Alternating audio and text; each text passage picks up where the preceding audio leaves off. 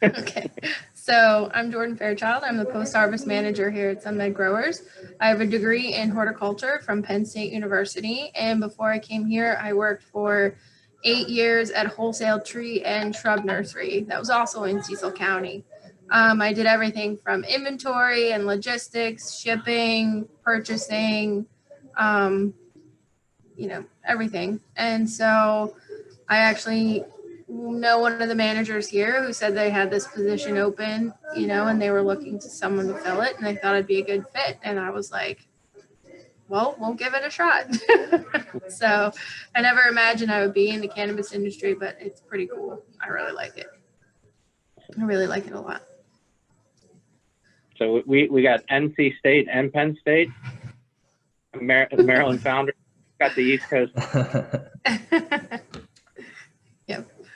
Cool. So my main responsibilities here just to make sure that the buds flow safely through from harvest all the way until the final packaging and order fulfillment, and then delivery to, our dispensary customers. Making sure that they dry properly, cure properly, get all the burping that they need, make sure that they get trimmed perfectly and sorted by size so that everybody gets beautiful 8s and wonderful pre-rolls, and then the orders get packed correctly. And along with that, again, all the paperwork that comes with it, all the metric tags, all the invoices, manifests, everything that goes along with it. So. And you guys service, processors as well who process your bulk materials. There are different practices that you guys use in your harvesting to supply them as well? Yeah, so we do 2 different types of products for our processors. We'll do obviously the dry trim that we have left after we manicure all the buds. So we'll do that. And then we also do fresh frozen material for processors as well. So what'll happen is, 1 or 2 of them come here to select benches, but the other ones just tell us which strain they're looking for. And I get to go out in the greenhouse, which is nice because I never get to spend any time out there. So I get to go out and tag the benches for them. And then we process them during the week where we'll cut them down, we'll trim them wet with a new trimmer that we have, and then they get flash frozen. And so the processors will get the bud frozen, and then that's how they can make their live resin and other stuff from it. So we do 2 different product lines for them. So cool. Hey, and can you expand maybe on a little bit more of what the trimming and process looks like? We can start maybe with volume and how many people you have working on a day-to-day and what you guys do. So. Sure. Yeah. So I currently have a staff of 44 that work for me on the post-harvest side. So, it starts as soon as they chop the plant down. It comes inside. We have 6 dry rooms that we are able to use throughout the week. So every day's harvest gets its own room, which allows it the space that it needs to dry. So we whole plant hang. And then after 10 days or so, we'll debud the plants, and then the buds will go through our tumble trimmer, which we found is the most gentlest and efficient way to give it that first trim. It's not too hard on the bud, but it'll help take off some of that extra trim. And then after it does that, it'll go into its bins and then start its curing process for about another week to 10 days before it'll get split up into its 10-pound packages for laboratory testing. And then, the lab comes, and then it's about a week until we get the results. So from harvest till packaging, it gets about a good 3 weeks of curing, which is good for it. Well, we'll go in and periodically check it, burp it, make sure it's getting oxygen. We'll also run it through a sorter, which will sort the buds out by size, which also helps it cure better. And then when it's finally ready to go, it gets a hand manicure. So I have 20 trimming stations set up in my new room where the guys sit there every day, hand trimming bud before it goes into an 1/8 or into a pound. And then the small buds that don't make it into that's what goes into our pre-rolls or our slims. We don't put any trim in either one of those.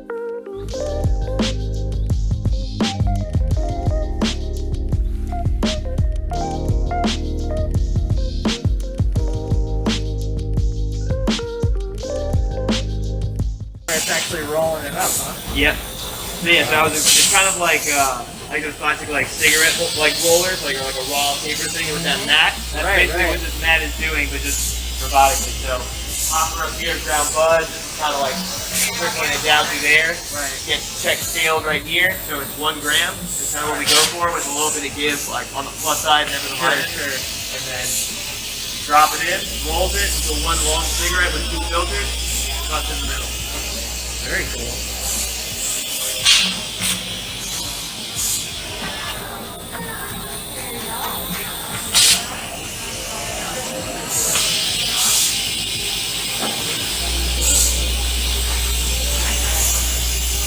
You know, Brandon, I gotta say, I love the simplicity of just installing a rear view mirror.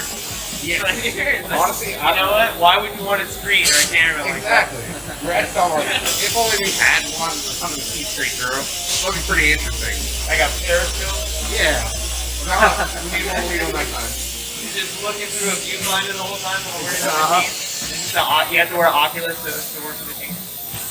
Wow. Can you go lean your head in real quick? Oh, there we go.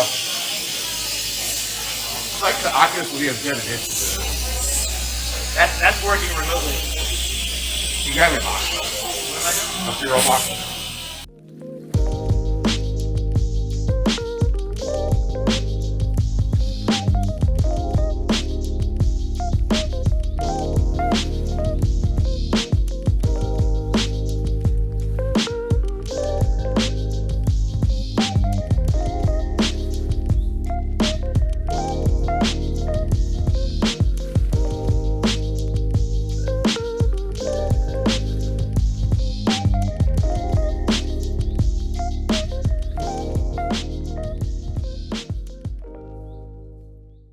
And then you had mentioned, okay, so after the process, we've got your ACE, we've got your pounds, we've got your pre-rolls, we've got your fresh frozen.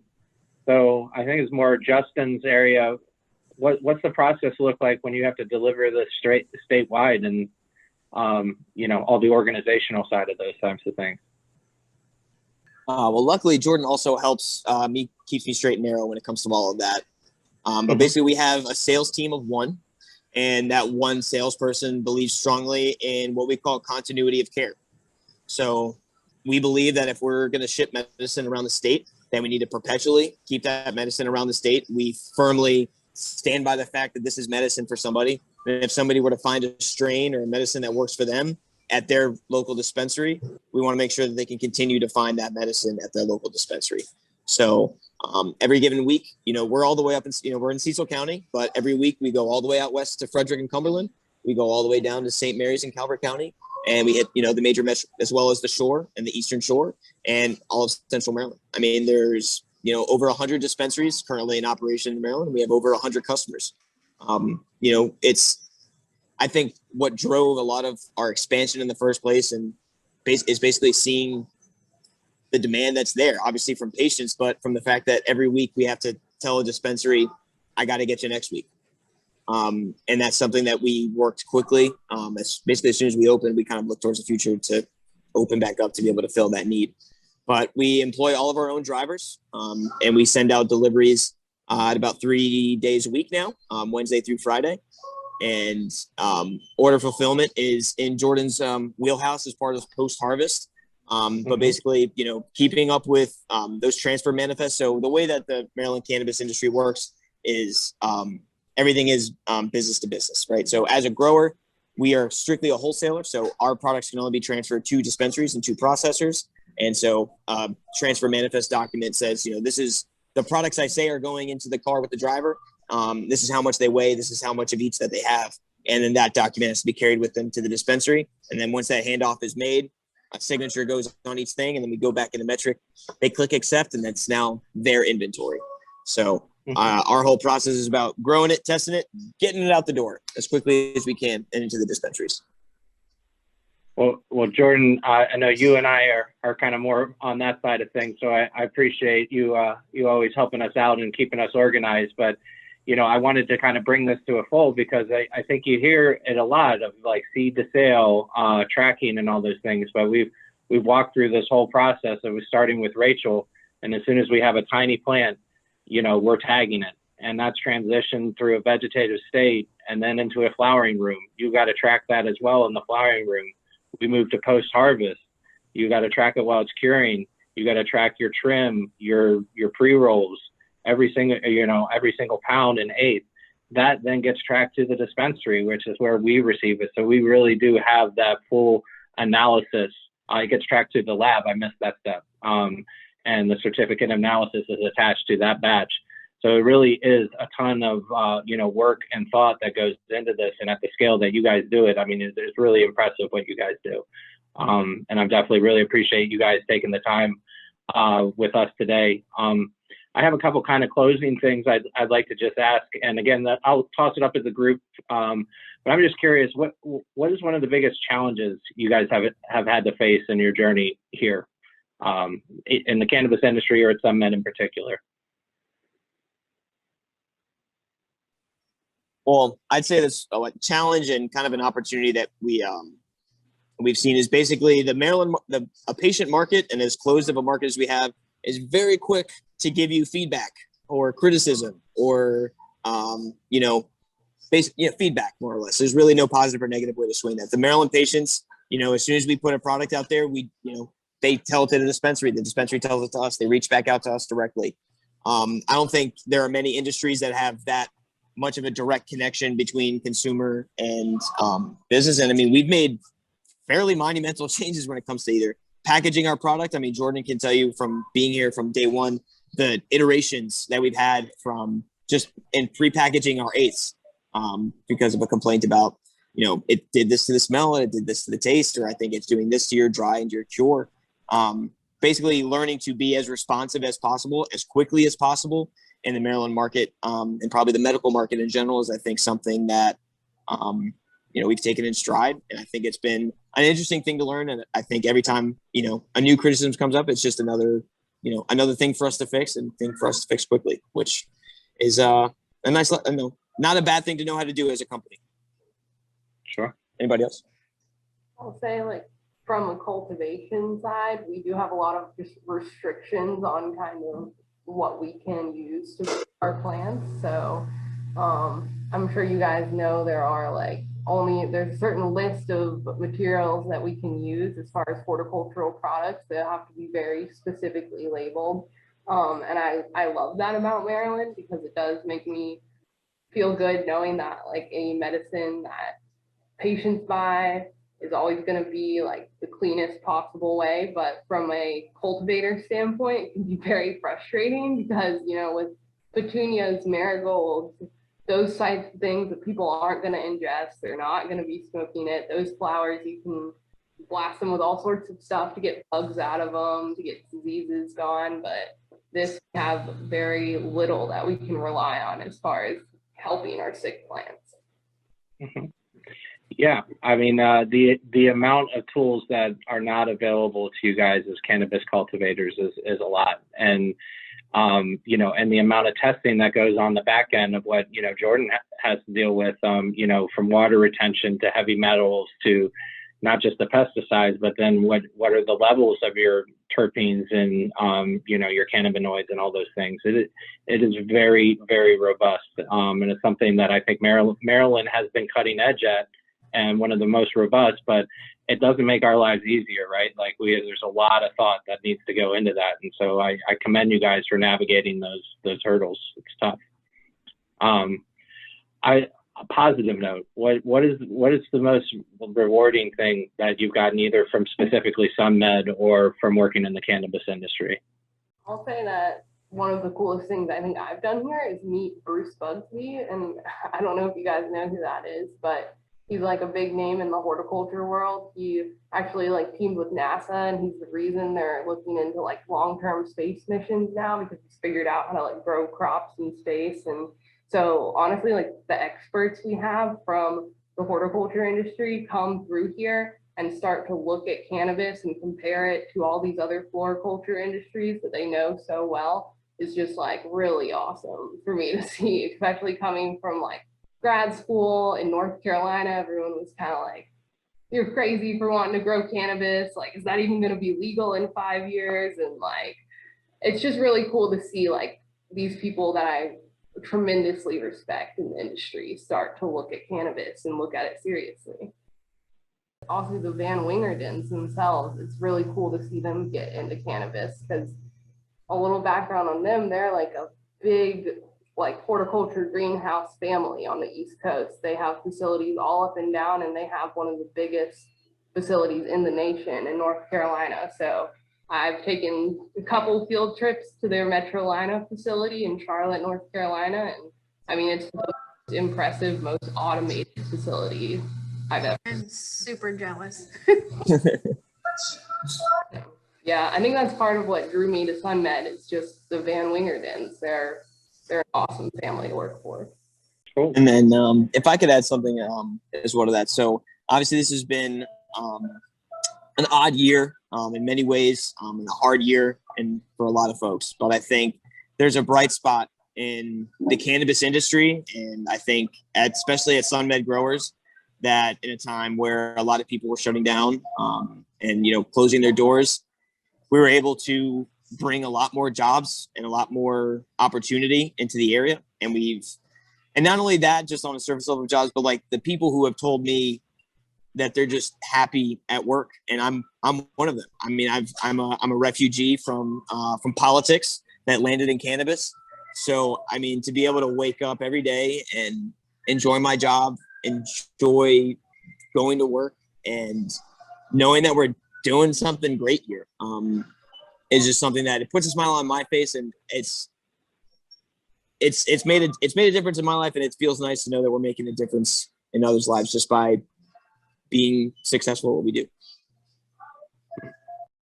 Yeah, I mean, especially taking, you know, this year into consideration, you know, what a couple years ago was illegal has now been deemed essential, and not just essential here in Maryland, you're seeing it across the entire country.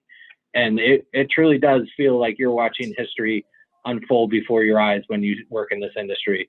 I felt like that in Colorado when adult use happened, and especially now watching what's going on. It's really rewarding to be a part of what I feel like, you know, years from now, people are going to be like, you know, the next generation is going to be like, wait, prohibition? What do you mean? Like, yeah, that happened, you know? Anyway, so it's a rewarding part, or rewarding to be a part of that from my perspective. And I hear it time and time again. I'm glad you guys share that perspective. Yeah, I'd like to maybe just close it. You know, you guys have mentioned recently you have finished an expansion, and I'm curious what the future looks like for SunMed and those types of things. Well, the future is that we're never done growing. We have a horticultural mindset, a large, big scale horticultural mindset embedded into this company. As Rachel said, there's a sister facility not far down the East Coast that you know, is somewhat of a target. You know, we want to be big, and we want to continue to fill the need that is the demand for cannabis here in the state of Maryland. So obviously right now the medical market is something that we're trying to keep up with now, and with the promise of adult use, we can only try to continue to expand. So we went from a 60,000 square feet of grow to 180,000 square feet of flowering space, and a total of 250,000 foot expansion. Recently that was completed at the end of last year. And with that, we were able to triple our growing capacity from roughly 200 dry pounds of flower per week to about 600 dry pounds of flower per week. And what that just means is upholding that promise of continuity of care in every dispensary that we deliver to. And more so than just being able to make sure we have a few pre-rolls on their shelves, but we can make sure we have our entire product line on their shelves. And being able to expand that and be in more places and on more shelves, and having patients look to SunMed as the affordable quality medicine that they need and they deserve. That's pretty much where we see ourselves being. What that looks like exactly in the future, I think is to be written. I think that there's definitely a lot more to the SunMed story than what's been written. And I think we've built a strong foundation that's just going to continue to grow from here. So if I had to say in a nutshell, the future is growth. I don't know exactly how big. I don't think we know how big yet, but we're going to be big. Well, cool. Well, yeah, I'm excited and excited to see where you guys are going to go. I'm excited to see where Peake ReLeaf's going to go. You know, this is still really early in Maryland, but we're seeing legislation change across the country. Things are looking promising here in Maryland in the future. And 5-10 years down the road, I'm excited to see where everybody on this call is. Maybe we'll do another down the road. Yeah, thank you guys so much. I'm really excited too. This was excellent. And yeah, stay tuned for more exclusive content with Peake and SunMed. We got a whole bunch more that we're going to be bringing to you guys over the coming weeks and months. So stay tuned.